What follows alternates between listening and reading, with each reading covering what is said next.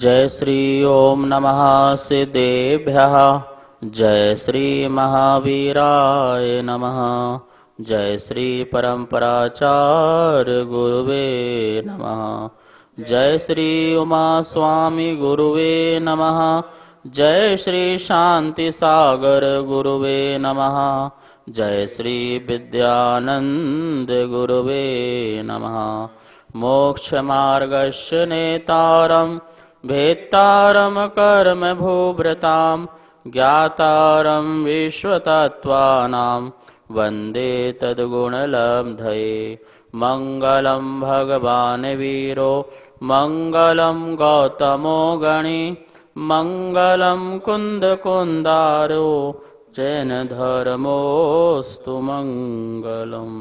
तत्वाश्रुत परमांगलिक ग्रंथ है आचार्य कुंदकुंद के पट्टशिष्य आचार्य उमा स्वामी द्वारा विक्रम की है प्रथम शताब्दी में लिखा गया सूत्रात्मक शैली है। संस्कृत इसकी भाषा है। 10 अध्याय विभाजित है। 7 तत्वों का वर्णन है। हम सभी लोग 8वां अध्याय जिसमें बंध तत्व नाम का अधिकार देख रहे थे और कल 8वां अधिकार के जितने भी सूत्र थे पूरे संपन्न हो चुके थे, मतलब समाप्त हो चुके थे। मात्र आज अपन को 8वें अध्याय के जो अंत सूत्र की जो पुण्य प्रगतियां हैं और पाप प्रगतियां कौन कौन सी हैं उसके बारे में समझना है और वो उनके बारे में जानना है। इसके बाद अपना 9वां अध्याय प्रारंभ हो जाएगा जिसमें संबर अधिकार, बहुत आश्रव बंद की बात तो हो चुकी है पर संबर की बात भी करेंगे। पर पहले आज अपन पुण्य पाप की प्रगतियों के बारे में यहाँ पर देखते हैं। देखिए यहाँ पे लिखा है पुण्य पाप प्रगति विभाजन। स्लाइड में आराम से देखिए और नोट भी कर सकते हैं। पुण्य पाप और कुल प्रगति, ठीक है ना। अनुभाग की अपेक्षा देखते हैं तो अनुभाग की अपेक्षा जो है पुण्य प्रगति कुल कितनी है 68। 68 प्रगतियां जो हैं वो अनुभाग की अपेक्षा पुण्य प्रगतियां हैं और पाप प्रगति अनुभाग की अपेक्षा कितनी है 100 हैं। तो 100 और 68 मिला देंगे तो 168 बन जाएगी। प्रगतियां पूरी 148 होती हैं पर 20 प्रगति अपन को क्या करना है स्पर्श रस गंध वर्ण की जो पाप रूप भी होती हैं पुण्य रूप भी होती हैं, इसलिए वो कितनी कुल कितनी हो गई 168 168। स्थिति की अपेक्षा देखें तो 3 प्रगतियां जो हैं वो पुण्य रूप हैं। कितनी 3 प्रगतियां जो हैं वो पुण्य रूप हैं और पाप रूप जो है कितनी 165 हो जाएंगी। तो शेष जितनी है वो पाप प्रगतियां स्थिति की अपेक्षा, नॉट अनुभाग की अपेक्षा, क्योंकि स्थिति तो कर्म की जितनी भी पड़े वो पापी रूप ही कहलाएंगे ना। जितनी भी कर्म की स्थितियां पड़ गई हमारे लिए संसार उतना तो रह गया ना, ठहर गया, तो वो पाप रूप हो गई। लेकिन जो 3 आयु हैं उसे आचार्यगण यहाँ पर क्या कह रहे हैं वो पुण्य रूप में कह दिया कि इतनी स्थिति यदि देव की पड़ती है मनुष्य की पड़ती है त्रियंच में भी जो अच्छे जीव हैं जो संबदर्शन प्राप्त करके या अनुबंध धारण कर सकते हैं उसकी अपेक्षा से, तो यह जो है ये 3 कर्म की जो स्थितियां हैं आयु कर्म की उससे पुण्य में डाल दिया। बाकी सभी जो 165 कर्म प्रगतियां हैं वो कैसे हैं स्थिति की अपेक्षा तो कैसी हैं पाप रूप ही हैं। तो कुल 168 प्रगति, ठीक है। अब यहाँ पर देख लीजिए कैसे अपन ने 168 प्रगतियां बनाई हैं। कुल कर्म प्रगति 148 प्लस 20 समझ में आ गया ना आपको। स्पर्श की 8, रस की 5, गंध की 2 और वर्ण की 5, इस प्रकार टोटल 20। ये 20 प्रगति प्रशस्त भी और अप्रशस्त भी, तो इस प्रकार से 168 प्रगतियां हो जाती हैं। नीचे लिखा हुआ है वर्ण आदि प्रशस्त और अप्रशस्त दोनों होते हैं। अब पुण्य प्रगतियां जो 68 हैं वो कौन कौन सी हैं आप नोट कर लीजिए कौन कौन सी है। देखो यहाँ लिखा हुआ है कौन कौन सी हैं। आयु, नाम, गोत्र और वेदनी। जो पहला अपना 26वां नंबर सूत्र था उसके अनुसार चलते हैं।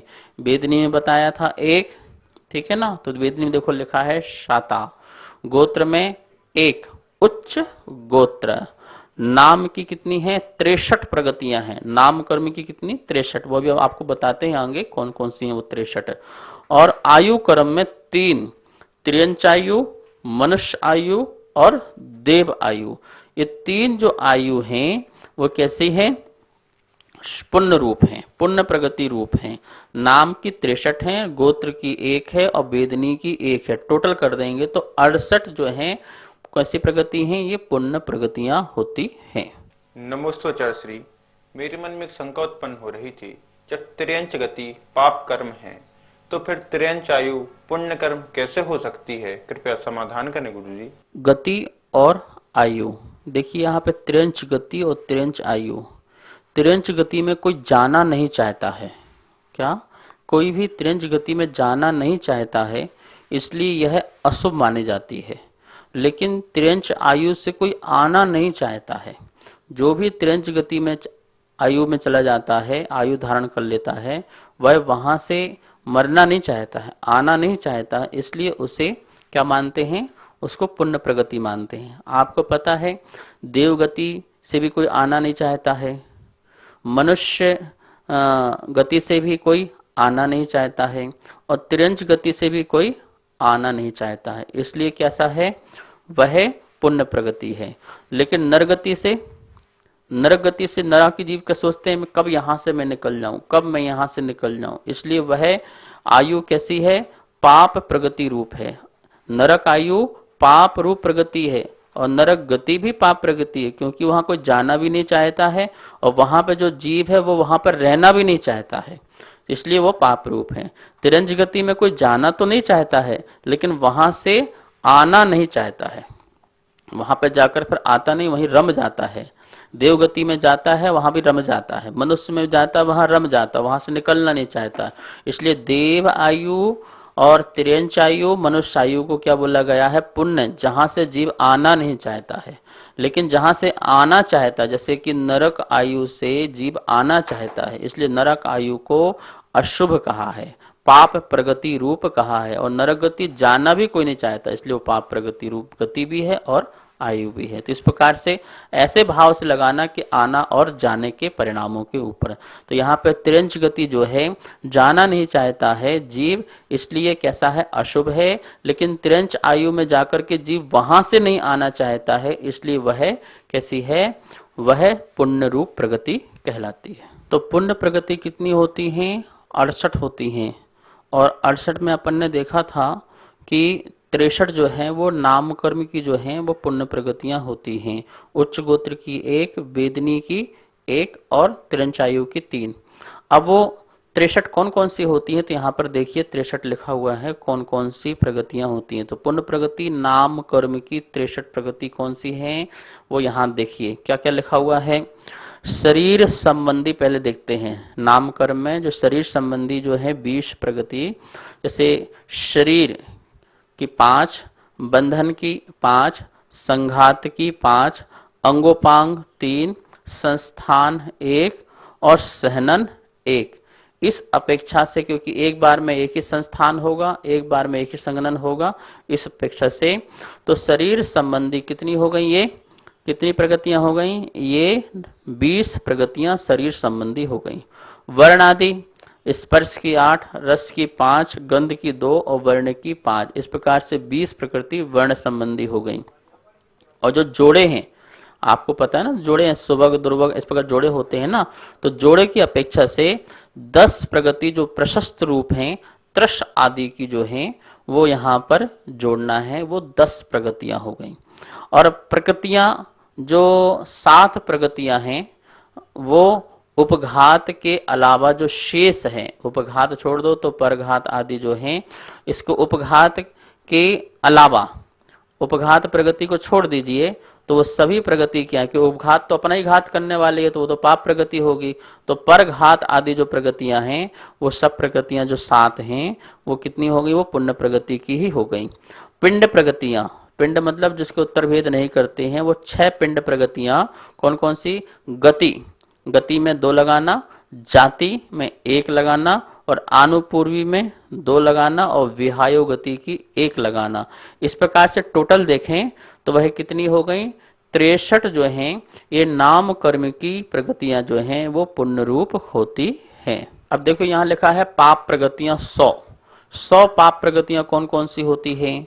तो घातिया कर्म की 47, वो तो घातिया कर्म की पता है, ज्ञानावरणी, दर्शनावरणी, मोहिनी और अंतराय, इनकी जितनी टोटल प्रगतियां हैं 47, वो सारी कैसी हैं?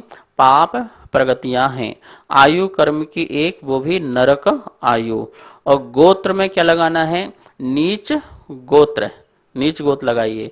वेदनी में कौन लगाना है? आसाता वेदनी। और नाम कर्म की कितनी है? 50 प्रगतियां जो हैं वो नाम कर्म की हैं, जो पाप रूप हैं।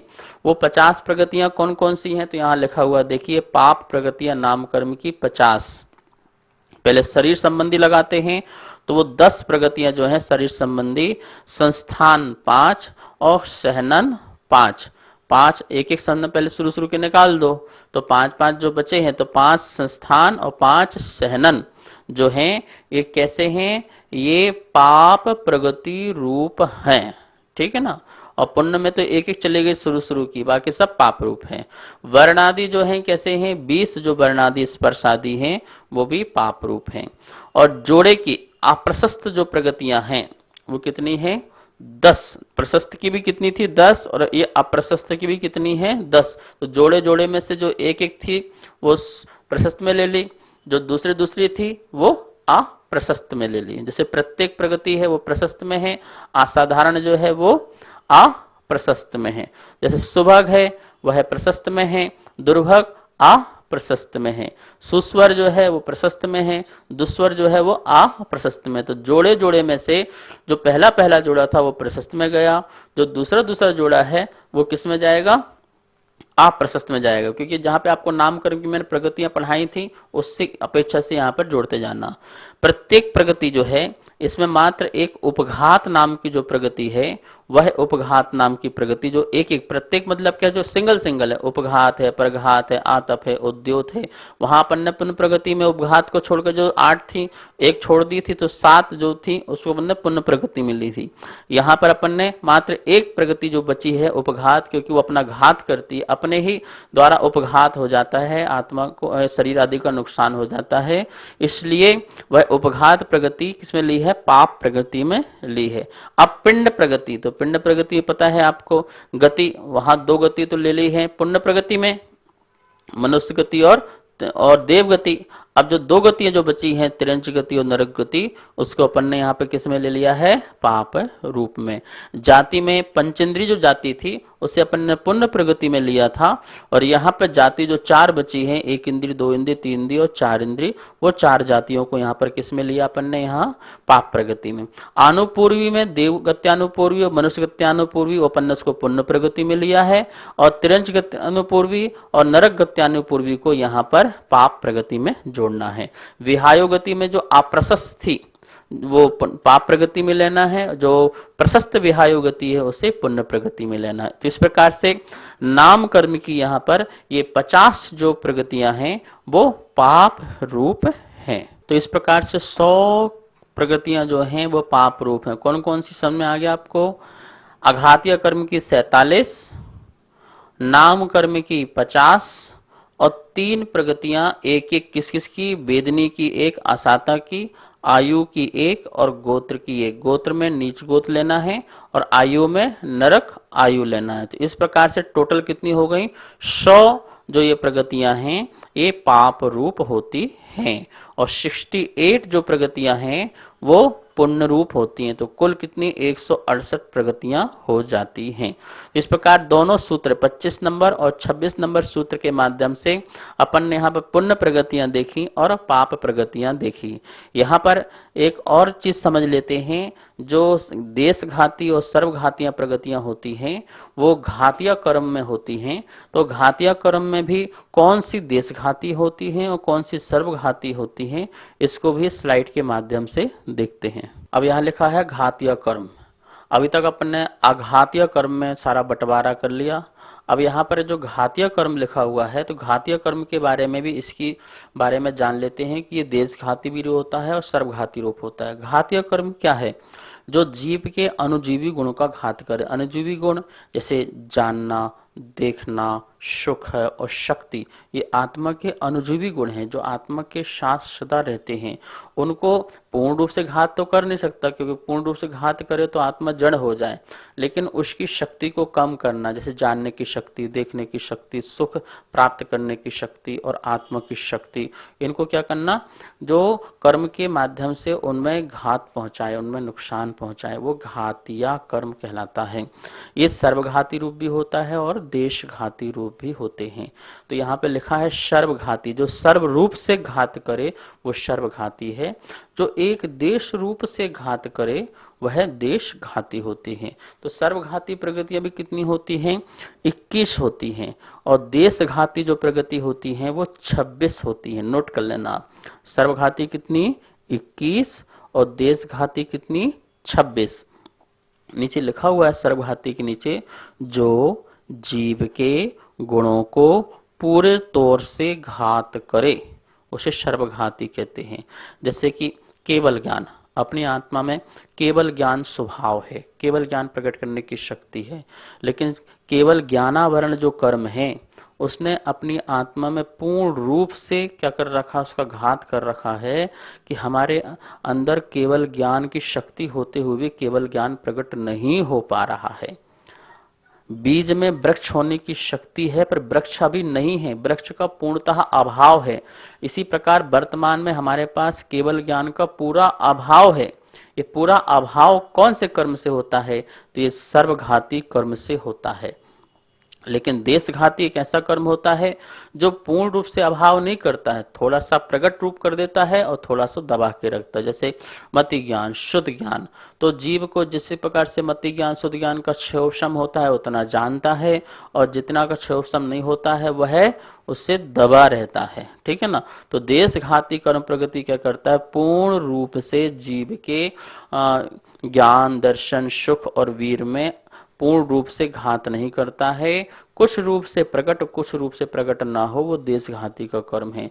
लेकिन संपूर्ण रूप से प्रकट ना होने दे, वह सर्वघाती कर्म है। लिखा है देशघाती के नीचे, जो जीव के गुणों को एक देश रूप घातता है वो देशघाती। जैसे सर्वघाती सूर्य है, अब सूर्य के नीचे जो मेघ आच्छादित हो जाए, बादल ढक जाए, तो सूर्य दिखता नहीं है, तो सर्वघाती हो गया कि सूर्य का पूरा दिखना बंद हो जाए, सर्वघाती।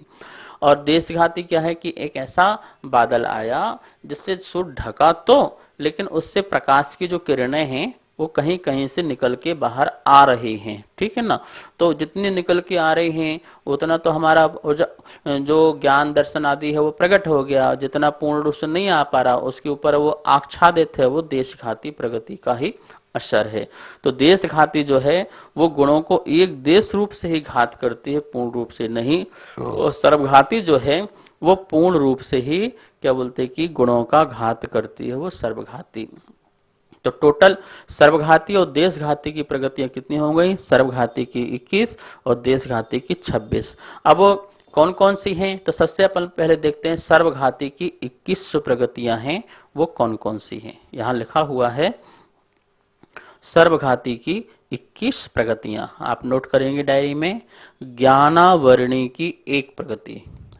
ज्ञानावरण कितने प्रकार का होता है? 5 प्रकार का। मति ज्ञानावरण, शुद्ध ज्ञानावरण, अवधि ज्ञानावरण, मनहापर्य ज्ञानावरण और केवल ज्ञानावरण।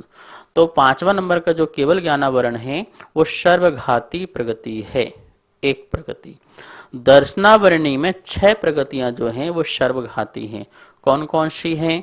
तो एक तो है केवल दर्शनावरण, केवल दर्शनावरण एक, और 5 प्रकार की जो निद्राएं हैं, निद्राएं, निद्रा, निद्रा निद्रा, प्रचला, प्रचला प्रचला और स्थान वृद्धि। इस प्रकार से जो 5 प्रकार की निद्रा और एक दर्शनावरण, ये कौन सी प्रगतियां हैं? सर्वघाती प्रगति कहलाती है। मोहिनी कर्म में 14 जो प्रगतियां हैं वो सर्वघाती प्रगति कहलाती हैं। कौन कौन सी हैं? मिथ्यात्व, मोहिनी कर्म में पहला दर्शन मोहिनी का एक भेद है, मिथ्यात्व उसको लेना है। और जो मिश्र है, सम्यक मिथ्यात्व। दर्शन मोहिनी की 3 प्रगति है ना, तो उसमें मिथ्यात्व और सम्य मिथ्यात्व, सम्य मिथ्यात्व को यहाँ पे मिश्र कहते हैं। ठीक है ना? सम्य प्रगति को नहीं लेंगे, उसको छोड़ देंगे, वो देशघाती में जाएगी। और जो 12 कषाय हैं, 12 कषाय हैं वो भी कैसे हैं? सर्वघाती है। कौन कौन सी 12 कषाय? अनंत अनुबंधी की 4, अप्रत्याख्यान की 4 और प्रत्याख्यान की 4। इस प्रकार से ये जो 12 जो कषाय हैं, ये 12 कषाय भी सर्वघाती प्रगति में होती हैं। इस प्रकार से ये मोहिनी कर्म की 14 प्रगतियां जो हैं वो सर्वघाती हैं। इनको टोटल कर देंगे तो 21 प्रगतियां सर्वघाती कहलाती हैं।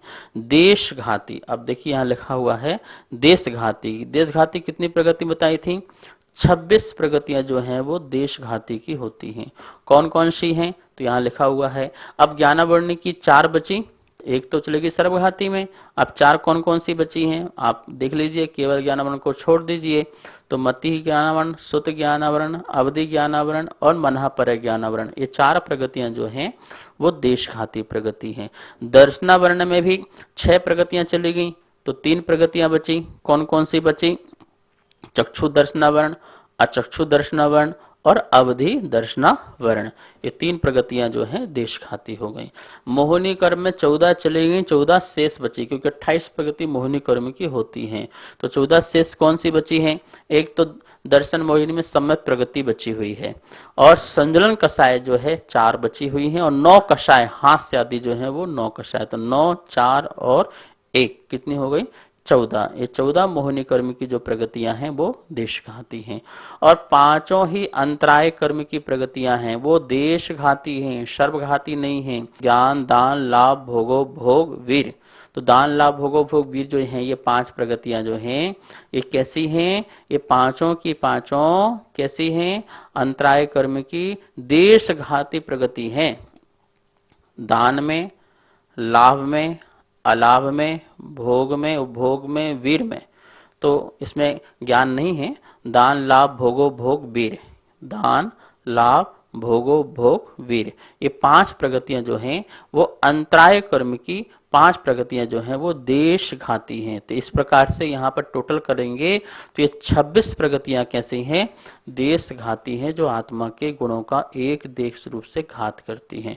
तो इस प्रकार से यहाँ पर सर्वघाती और देशघाती की प्रगतियों की अपन ने जानकारी ली। जब कभी आप कोई ग्रंथ पढ़ेंगे, परिभाषाएं पढ़ेंगे तो ये बहुत काम में आएंगी, इसे आप याद रखना। इस प्रकार से यह 8वां अध्याय आज संपन्न होने जा रहा है। 8वें अध्याय के माध्यम से अपन ने कर्मों के भेद देखे।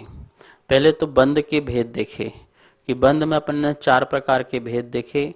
प्रगति बंध है, प्रदेश बंध है, स्थिति बंध है और अनुभाग बंध है। ये चारों बंध का जो वर्णन है विशेष रूप से, और यदि अपन जाएंगे तो धवल, जय धवल आदि जो ग्रंथ हैं उन ग्रंथों में विशेष रूप से पढ़ने को मिलेगा। कर्मकांड में और जीव कांड में भी आप इस विषय को पढ़ सकते हैं और देख सकते हैं। कर्मकांड तो पूरा कर्म विज्ञान है। जो अपन ने यहाँ पर 8 कर्म पढ़े और 8 कर्म के जो उत्तर भेद आदि हैं, तो इनके बारे में यदि और विशेष रूप से जानना है तो कर्मकांड जरूर पढ़ना चाहिए। नेमिचंद्र स्वामी का कर्मकांड और जीव कांड दोनों बहुत ही अच्छे हैं। जहाँ जीव की तरफ से जो वर्णन है वो जीव कांड है, और जहाँ कर्म की तरफ से वर्णन है वो कर्म कांड है। कर्म कांड में कर्मों की सत्ता में स्थिति कितनी रहती है, मतलब कर्म सत्ता में कितने रहते हैं, और गुण स्थानों की अपेक्षा आदि बताया है कि कहाँ कहाँ कितने कर्मों की विच्युति होती है, कितने कर्म कौन से गुण स्थान में उदय को प्राप्त होते हैं, कितने कर्म बंध को प्राप्त होते हैं, कितने कर्म सत्ता को प्राप्त होते हैं, किन कर्मों का उत्कर्षण होता है, अपकर्षण होता है, संक्रमण होता है, उपशम होता है। इस प्रकार से कर्मों के 10 प्रकार के जो करण आदि हैं उन सब का जो वर्णन है कर्म कांड आदि में हमको पढ़ने को अच्छी तरह से मिलता है। मैं चाहूँगा कि आप लोग जरूर इसे पढ़ें, और आजकल तो सुविधाएं भी हैं, YouTube आदि के माध्यम से अनेक विद्वानों के जो कर्मकांड, जीव कांड आदि हैं वो उसमें प्राप्त हो जाते हैं, और उसको देख करके आप घर बैठे ही उनको शास्त्रों को अच्छी तरह से पढ़ सकते हैं और समझ सकते हैं। यहाँ पर अपन ने एक एक कर्मों के बारे में भी जाना कि किस कर्म का क्या स्वभाव है, और उस कर्म का स्वभाव के साथ साथ उसकी स्थिति कितनी पड़ती है, उत्कृष्ट स्थिति कितनी पड़ती है, जघन्य स्थिति कितनी पड़ती है।